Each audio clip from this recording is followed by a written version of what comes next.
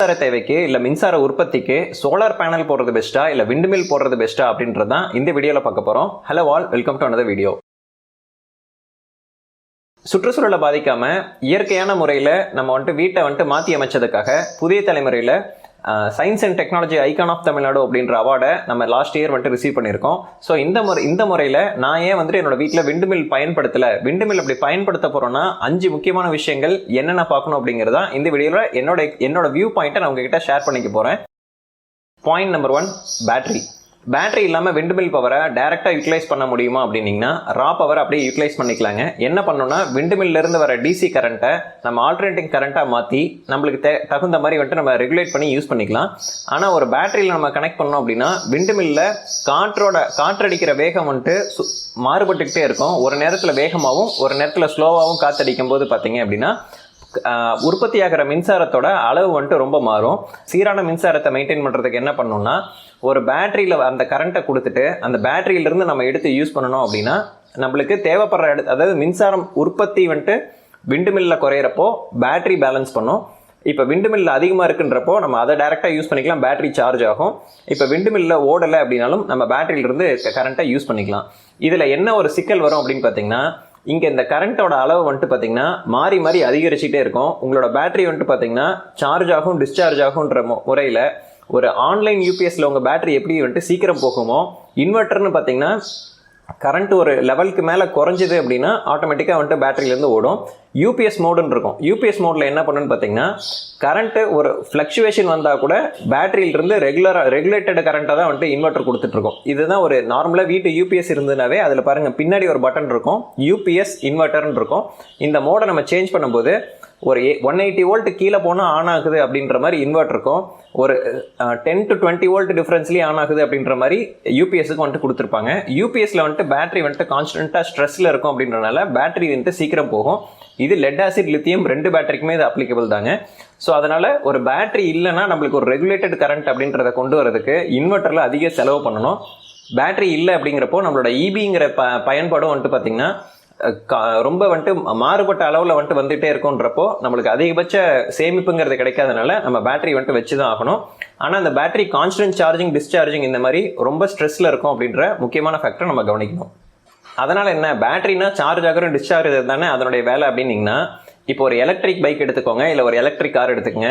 நீங்கள் ஒரு சுப்பீரியரான electric bike நான் சொல்கிறேங்க, அதாவது ரீஜெனரேட்டிவ் பிரேக்கிங் இருக்க எலக்ட்ரிக் பைக் எடுத்துக்கங்க. அந்த பைக்கில் சுற்றுற அந்த வீல்ங்கிறது பார்த்தீங்கன்னா ஒரு டிசி மோட்டார்லேயோ இல்லை ஒரு ஏசி மோட்டார்லேயோ கனெக்ட் பண்ணியிருந்தாங்கனாலும் நீங்கள் பிரேக் பிடிக்கும் போது இப்போ அது ரீஜன் அப்படிங்கிறது ரீஜெனரேட்டிவ் பிரேக்கிங் அப்படிங்கிற ஒரு மெக்கானிசம் யூஸ் பண்ணியிருப்பாங்க. இந்த ரீஜெனரேட்டிவ் பிரேக்கிங்கில் வர்ற எல்லா கரண்ட்டையும் கொண்டு போய் பேட்டரியில் கொடுப்பாங்களா அப்படின்னீங்கன்னா மேக்ஸிமம் டைம்ஸ் நல்ல கம்பெனியோட வண்டி எலக்ட்ரிக் 2 வீலர் ஆகட்டும் எலக்ட்ரிக் கார் ஆகட்டும் ரீஜன் இப்போ எலக்ட்ரிக் காரெல்லாம் பார்த்தீங்கன்னா ரீஜன் டைப் 1, 2, 3 அப்படின்னு 3 ஸ்டேஜில் கொடுத்துருப்பாங்க. நீங்கள் 3rd டைப் ரீஜன் யூஸ் பண்ணீங்கன்னா இவ்வளோ மேக்ஸிமம் சேவிங்ஸ் வரும், டைப் 1 யூஸ் பண்ணீங்கன்னா இவ்வளோ கம்மியாக வரும் அப்படின்னு சொல்லியிருப்பாங்க. இந்த 3மே பார்த்தீங்கன்னா ஒரு சர்டைன் அமௌண்ட் ஆஃப் கரண்ட்டை மட்டும்தான் திரும்ப பேட்டரி கொண்டு போய் ஸ்டோர் பண்ணும். இது என்னன்னா அந்த பேட்டரியோட வாழ்நாள்ங்கிறத இந்த ரீஜெனரேட்டிவ் பிரேக்கிங்ல வர மொத்த கரண்ட்டையும் கொண்டு போய் ஸ்டோர் பண்ணோம் அப்படின்னா பேட்டரி ரொம்ப பாதிக்கப்படும் அப்படிங்கிறனால தான் இந்த ஒரு விஷயம் பண்ணியிருக்காங்க. ஸோ இந்த விஷயத்துக்கான ஆர்என்டியை எலக்ட்ரிக் வெஹிக்கிள்ல இருந்தால் நம்ம கம்பேரிஷன் எடுத்துக்க முடியும்.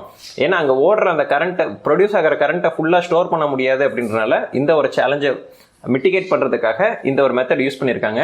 நம்மளோட விண்டுமில்ல எக்ஸசிவ் விண்ட் அடிக்கும் போதும் இல்லை வேரியபிள் விண்ட் ஸ்பீட் இருக்கும் போதும் நம்மளோட பேட்டரியை ஃபுல் யூட்டிலைசேஷன் பண்ணோம்னா நம்ம ஒரு MPPT சார்ஜ் கண்ட்ரோலர் யூஸ் பண்ணணும். பட் இந்த மாதிரி பேட்டரியை ஒரே டைமில் சார்ஜ் டிஸ்சார்ஜ் மாறி மாறி பண்ணிட்டு இருக்கோம் அப்படின்னா அந்த பேட்டரி எவ்வளோ நாளைக்கு லைஃப் வரும் அப்படின்ற ஆப்ஷனை பேட்டரியோட குவாலிட்டியை பொறுத்து தான் நம்ம சொல்ல முடியும். அதனால இதை நான் உங்கள் சாய்ஸில் ஃபர்ஸ்ட் விட்டுறேன்.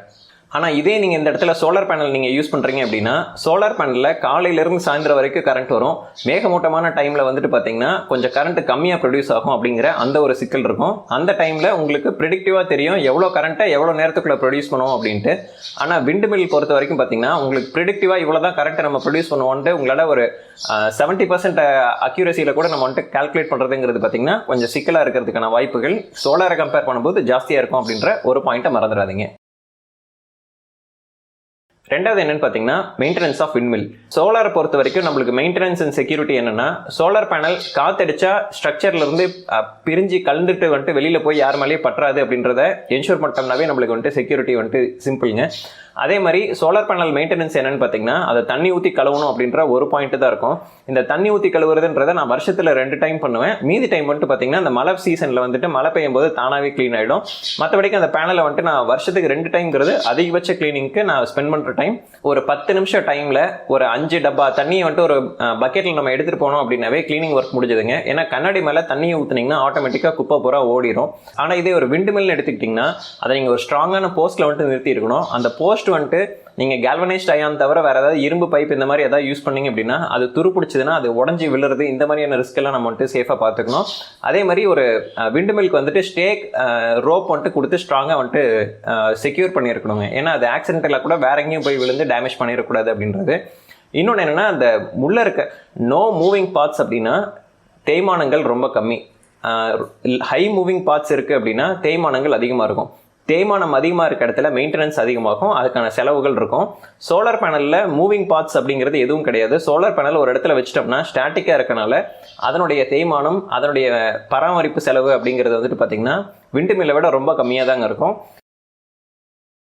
Point number 3, investment point of வியூவில் சோலார் பேனல்லையும் விண்டு மில்லையும் பார்த்தீங்கன்னா சோலார் பேனல் பகலில் 7 மணி நேரம் டு 8 மணி நேரம் தான் கரண்ட் கொடுக்கும். விண்டு மில் வந்துட்டு 24 நேரம் கரண்ட் கொடுக்கும். அதனால டபுள் த காஸ்ட்னு சொல்லுவாங்க. நான் என்ன பாயிண்ட்டில் பார்க்குறேன் அப்படின்னா எனக்கு வந்துட்டு ஓவரால் மெயின்டெனன்ஸு இந்த ஒரு 5 இயர்ஸ்க்கு அப்புறம் வந்துட்டு நம்ம இந்த பேரிங் எல்லாம் போயிடுச்சுன்னா இதெல்லாம் சேஞ்ச் பண்ணுறது இந்த காஸ்ட்லாம் பார்க்கும்போது நான் இனிஷியலாக சோலார் பேனல் வாங்கினேன் அப்படின்னா எனக்கு விண்டு மில்லை விட சோலார் பேனலில் தாங்க அதிக மெயின்டெனன்ஸ் வந்துட்டு ரொம்ப கம்மி. நான் சிம்பிளாக ஒரு கணக்கு சொல்கிறேன், நீங்களே போட்டு பாருங்கள். 1 கிலோவாட் சோலார் பேனலோட காஸ்ட் என்ன, 1 கிலோவாட் விண்டு மில்லோட காஸ்ட் என்ன, இந்த ரெண்டையும் வந்துட்டு நீங்கள் கொட்டேஷன் யாருக்கிட்ட வேணால் வாங்குங்க. ஸோ இந்த 1 கிலோவாட் சோலார் பேனல் அப்படின்றத நீங்கள் 2 கிலோவாட் போட்டிங்க அப்படின்னா equal to 1 kilowatt of wind mill அப்படிங்கிறதுக்கு நம்ம வந்துட்டு கால்குலேட் பண்ணலாம். என்னென்னா விண்டு மில் வந்துட்டு 24 நேரமும் வேலை செய்யும். சோலார் பேனல் வந்துட்டு ஒரு நாளைக்கு 7லிருந்து 8 மணி நேரம் தான் அதிகபட்சம் வேலை செய்யும் அப்படின்னு சொன்னாங்கன்னா நம்ம 2 கிலோவாட் சோலார் பேனலுக்கு ஆகிற காஸ்ட்டும் 1 கிலோவாட் விண்டு மில்கான காஸ்ட் மட்டும் எடுத்துக்கணும். மீதி MPPT சார்ஜ் கண்ட்ரோலர், பேட்டரி, நான் எந்த காஸ்ட்டையும் சொல்லலைங்க. வெறும் பேனல் மட்டும், இந்த சைடு விண்டு மில் மட்டும். இங்கே 2 கிலோவாட், இங்கே 1 கிலோவாட். இந்த கால்குலேஷன் எடுத்து பாருங்க, எது வந்துட்டு உங்களுக்கு எக்கனாமிக்கல் அப்படின்ற உண்மை உங்களுக்கு தானாக தெரிஞ்சிடும். Point number 4, DIY friendly. இப்போ நீங்களே ஒரு சிஸ்டமை வந்துட்டு இன்ஸ்டால் பண்ணி யூஸ் பண்ணிக்கணும், நான் வந்துட்டு மேக்ஸிமம் சேவிங்ஸ்க்காக பண்ணுறீங்க அப்படின்னா ஒரு சிஸ்டமை நீங்களே இன்ஸ்டால் பண்ணி யூஸ் பண்ணணும் அப்படின்றது தான் மோஸ்ட் எஃபிஷியன்ட் மெத்தட். ஏன்னா விண்டு மில்க்கு வந்துட்டு பார்த்தீங்கன்னா ஸ்ட்ரக்சரல் இன்ஜினியரிங் இந்த மாதிரியான ஆஸ்பெக்ட்ஸ்லாம் இன்க்ளூட் ஆகும். சோலார் பேனலுக்கு பார்த்தீங்கன்னா இன்றைக்கி வந்துட்டு நிறைய ஸ்டாண்டு, ஃப்ரேம் இதெல்லாமே வந்துட்டு பார்த்தீங்கன்னா ரெடிமேடாக கிடைக்குது. ஒரு சிம்பிளாக நம்ம ஒரு 1 டேக்குள்ளே வந்துட்டு சோலார் பேனல் இன்ஸ்டலேஷனுங்கிறத நம்மளே வந்துட்டு வீட்டில் வந்துட்டு பண்ணி முடிச்சிடலாம். கரெக்டான டூல்ஸு, ஸ்பேனரு, இந்த மாதிரியான ஐட்டம்ஸ் இருந்தால் மட்டும் போதும். ஸோ இதெல்லாம் பார்க்கும்போது மெயின்டெனன்ஸ் எல்லா ஆஸ்பெக்ட்லையுமே சோலார் பேனல் அப்படிங்கிறது நம்மளுக்கு வந்துட்டு ரொம்ப ஃப்ளெக்சிபிளான ஆப்ஷனாக இருக்கும் compare to wind mill. Solar panel பொறுத்த வரைக்கும் பார்த்தீங்கன்னா மொட்டை மாடியிலையோ இல்லை உங்கள் ஏதோ ஒரு இடத்துல நீங்கள் மாட்டுறீங்க, ரூஃப் டாப்லேயோ மாட்டுறீங்க அப்படின்னா அந்த இடத்துல அது வந்துட்டு ஸ்பேஸ் ஆக்குபை பண்ணும். விண்டு மில் வந்துட்டு கம்மியான ஸ்பேஸ் ஆக்குபை பண்ணும். இந்த ஒரு டிஃப்ரென்ஸை நம்ம சோலார் பேனலுக்கும் விண்டு மில்க்கும் நிச்சயமாக வந்துட்டு கவனிக்கணுங்க. பாயிண்ட் நம்பர் 5, சுற்றுச்சூழலுக்கான பாதிப்பு என்ன அப்படின்றத பார்க்க போகிறோம். சுற்றுச்சூழல் பாதிப்புன்னு வரும்போது விண்டு மில்லையும் சோலார்லையும் வந்துட்டு சுற்றுச்சூழலுக்கு பாதிப்பே இல்லை அப்படின்னு கேட்டிங்கன்னா அது உண்மைன்னு நான் வந்துட்டு ஒத்துக்க முடியாது. ஏன்னா இப்போ என்னோட வீட்டில் வந்துட்டு பறவைகள் எந்த அளவுக்கு இருக்குன்றத நான் அமேசிங் ஹோம் வீடியோலையும் காட்டியிருக்கேன். புதிய தலைமுறையோட அவார்டு வாங்கும் போதும் நான் வந்துட்டு அந்த என்னோட வீட்டை வந்துட்டு நான் காட்டும் போது என் வீட்டில் இருக்க பறவைகளை காட்டியிருக்கேன். என்னோட வீட்டில் வந்துட்டு பார்த்தீங்கன்னா ஸ்மார்ட் ஹோம் பண்ணியிருக்கோம். இந்த ஸ்மார்ட் ஹோமில் பார்த்தீங்கன்னா இந்த ஆட்டோமேஷனில் நான் யூஸ் பண்ணுற இந்த ஸ்விட்சில் கூட இங்கே வந்துட்டு பார்த்தீங்கன்னா ஸ்மார்ட் கட் ஆஃப் வந்துட்டு கொடுத்துருக்கோம். இந்த ஆட்டோமேஷன், இதுக்கு பேர் ஆட்டோமேஷன் கில் ஸ்விட்ச். இது என்னென்னா நான் பண்ணியிருக்க ஆட்டோமேஷனை ஆஃப் பண்ணி வைக்கிறதுக்கான கில் ஸ்விட்ச் வந்துட்டு ஒரு கண்ட்ரோல்லையும் இருக்கும். இந்த கண்ட்ரோல் எதுக்கு கொடுத்துருக்கேன் அப்படின்னா சின்ன குருவி வந்துட்டு பார்த்தீங்கன்னா என்ன பண்ணுன்னா ஃபேனில் வந்து அடிக்கிறது, இந்த மாதிரியான வேலைகளை வந்துட்டு பண்ணோம். ஸோ அந்த டைமில் நான் வீட்டுக்குள்ளேயே ஃபேனை வந்துட்டு யூஸ் பண்ணுறதுக்கு பயந்துக்கிட்டு தான் நான் என்னோட ஏர் கூலரை வந்துட்டு ஏர் கூலர் மோட்லலாம் வெறும் ஃபேன் மோடில் வந்துட்டு யூஸ் பண்ணுறதெல்லாம் பண்ணிகிட்டு இருப்பேன். ஸோ இந்த மாதிரி நீங்கள் ஒரு விண்டு மில்லை வீட்டுக்கு மேலே வைக்கிறீங்க அப்படின்னா கண்டிப்பாக அதில் படுற பறவைகளை உயிரோட விடுறதுக்கு அது வாய்ப்பே கம்மி. நீங்கள் காலையில் எழுந்திரிச்சு பார்க்கும்போது உங்கள் வீட்டுக்கு முன்னாடி ஒரு இறந்து போன பறவை தலை துண்டாவோ இல்லை உடம்பு வந்துட்டு 2 நறுக்கப்பட்டோ உங்கள் வீட்டுக்கு முன்னாடி ரத்தத்தோடு விழுந்து கிடந்துச்சு அப்படின்னா உங்கள் மனசு எந்த அளவுக்கு அது பாதிக்கும் அப்படின்றத நீங்கள் இதை சொல்லும் போதே எனக்கு வந்துட்டு ஒரு மாதிரி அன்கம்ஃபர்டபுளாக இருக்குங்க. ஸோ இந்த மாதிரியான ஒரு சினாரியோவை வந்துட்டு நீங்கள் வீட்டில் பார்க்குறதுக்கு ரெடி, உங்கள் மனசு இதை தாங்கும் அப்படின்னா நீங்கள் இதை வந்துட்டு பண்ணலாம். அப்படி இல்லை அப்படின்னீங்கன்னா உங்களுக்கு விண்டு மில்ங்கிற ஆப்ஷன் எனக்கு எப்படி ரூல்ட் அவுட்டோ அந்த மாதிரி நீங்கள் அதை வந்துட்டு ஒரு ஸ்ட்ராங் கன்சிடரேஷனில் வைக்கணும். இந்த ஒரு சிக்கல் இருக்கனால என்னோட வீட்டில் நான் விண்டு மில் பயன்பாடு அப்படிங்கிறத நான் கண்டிப்பாக வந்துட்டு ஒத்துக்கவே மாட்டேன். எனக்கு எவ்வளோ மின்சார சிக்கல் கிடைச்சாலும் கிடைக்காட்டியும் பரவாயில்லன்னு நான் வந்துட்டு திரும்ப இபி யூஸ் பண்ணாலும் பண்ணுவேனே தவிர நான் விண்டு மில் போக மாட்டேன். ஆனால் இது வந்துட்டு இப்போ நீங்கள் இந்த சென்ட்ரிஃபியூகல் ஃபேன் இந்த மாதிரியான ஆப்ஷன்ஸ் இருந்து இல்லை ஒரு கிரில் டைப்புக்குள்ள கிரில் மாதிரி ஏதாவது ஒன்று கொடுத்து பறவைகள் இந்த மாதிரி அடிப்படாது அப்படின்ற சிஸ்டம் சேஃப்டியை என்ஷூர் பண்ண விண்டு மில் இருந்தது அப்படின்னா அந்த மாதிரியான சிஸ்டம்ஸ் வந்துட்டு நான் ஒத்துக்க தான் செய்வேன். மற்றபடிக்கு எனக்கு சீப்பரான ஒரு விண்டு மில் டெக்னாலஜி வந்துருச்சு, இதை வச்சா இந்த மாதிரி பறவை ஏதாவது 1-2 அடிப்படைதாங்க செய்யும், ஆனால் கரண்ட் வந்துட்டு உங்களுக்கு நிறைய கிடைக்கும் அப்படின்னாங்கன்னா அந்த சீப்பர் ஆப்ஷன் எனக்கு தேவையில்லைன்றது என்னோட பர்சனல் ப்ரிஃபரன்ஸ். நீங்கள் என்ன நினைக்கிறீங்க அப்படின்றத கமெண்ட்டில் மறக்காமல் சொல்லுங்கள்.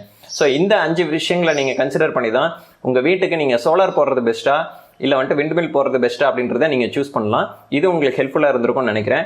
சோலாருங்கிறத நீங்களே இன்ஸ்டால் பண்ணுறதுங்கிறது ரொம்ப காம்ப்ளிகேட்டட் வேலையெல்லாம் இல்லைங்க, ரொம்ப சிம்பிளான வேலை. ஆனால் நம்ம ஊரில் நிறைய பேர் வந்துட்டு அவங்க தேவைக்கு அவங்களே வந்துட்டு சோலார் பேனல் பண்ணுறதுங்கிறது இல்லாமல் இன்ஸ்டாலருங்கிறவங்கள தான் நிறைய டைம் கூப்பிட்றாங்க. இது ரொம்ப சிம்பிளான வேலைங்க, ரொம்ப கஷ்டம்லாம் ஒன்றுமே கிடையாது. இப்போ என்னோட வீட்டுக்கு வந்துட்டு நானே யூடியூப்பில் பார்த்து தெரிஞ்சுக்கிட்டு தான் நான் வந்துட்டு சோலார் பேனல்லாம் போட்டேன். ஸோ அந்தளவுக்கு நீங்கள் ஆட்டோமேட்டட் செட்டப் பண்ணலினாலும் பேசிக்காக ஒரு சோலார் பேனல் போடுறது அப்படின்றத நீங்களே கற்றுக்குறீங்க அப்படின்றது உங்களுக்கு ரொம்பவே வந்துட்டு ஹெல்ப்ஃபுல்லாக இருக்கும். பேசிக்கான செட்டப், சிம்பிளான செட்டப்பை வந்துட்டு பண்ணி பாருங்கள். ஒரு லைட் எரிய வைங்க, ஒரு ஃபேனை ஓட வைங்க. இதை பண்ணி பார்த்தீங்கன்னாவே உங்களால் முடியுங்கிறத உங்களுக்கு ஒரு செல்ஃப் கான்ஃபிடன்ஸும் வரும். ஸோ இந்த 5 பாயிண்ட்ஸ் வந்துட்டு உங்களுக்கு நான் ஹெல்ப்ஃபுல்லாக இருந்திருக்கும்னு நினைக்கிறேன். மறுபடியும் வேறு ஒரு வீடியோவில் சந்திக்கலாம். I hope this helps. Thank you.